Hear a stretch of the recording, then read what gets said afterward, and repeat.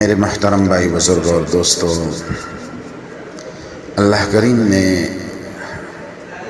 ایک مختصر وقت کے لیے ہمیں اس دنیا میں بھیجا ہے، اور جب ہمارا وہ وقت پورا ہو جائے گا تو ہم سب نے یہاں سے کوچ کر جانا ہے ایک اور دنیا میں۔ قرآن عظیم الشان میں اللہ رب العزت ارشاد فرماتے ہیں نا، أَفَحَسِبْتُمْ أَنَّمَا خَلَقْنَاكُمْ عَبَثًا وَأَنَّكُمْ إِلَيْنَا لَا تُرْجَعُونَ۔ اے تم یہ گمان کرتے ہو، یہ سوچتے ہو کہ اللہ کریم نے تمہیں ایسے ہی عبث پیدا کیا ہے اور تم نے لوٹ کر نہیں جانا اللہ کی طرف۔ تو میرے محترم دوستو، ہم سب نے لوٹ کر جانا ہے اللہ کی طرف، اور اللہ کے دربار میں ہم سب نے پیش ہونا ہے۔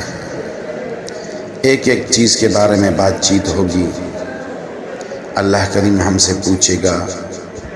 اللہ کریم ارشاد فرماتے ہیں نا، فَمَن يَعْمَلْ مِثْقَالَ ذَرَّةٍ خَيْرًا يَرَهُ وَمَن يَعْمَلْ مِثْقَالَ ذَرَّةٍ شَرًّا يَرَهُ۔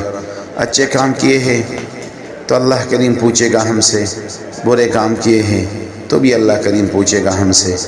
زندگی کس طرح گزاری، مال کہاں سے کمایا، کہاں پہ لگایا، اس مال کو کہاں پہ خرچ کر دیا، اور جوانی دی تھی تو کس چیز میں جوانی کو خرچ کر دیا، اور میں نے علم دیا تھا کتنا اپنے علم پر تم لوگوں نے عمل کیا ہے۔ تو یہ سب باتیں اللہ کریم ہم سے پوچھے گا۔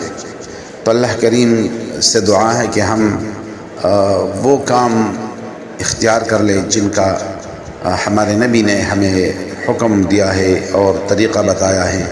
جس طرح قرآن عظیم میں شان میں اللہ تعالیٰ فرماتے ہیں، وَمَا آتَاكُمُ الرَّسُولُ فَخُذُوهُ وَمَا نَهَاكُمْ عَنْهُ فَانْتَهُوا۔ تمہیں رسول جس چیز کا حکم دے دے تو اس چیز پہ تم عمل پیرا ہو جاؤ، اس کو پکڑو، اس کو اپنی زندگی میں لاؤ، اور جس چیز سے منع کرے تو اس سے منع ہو جاؤ۔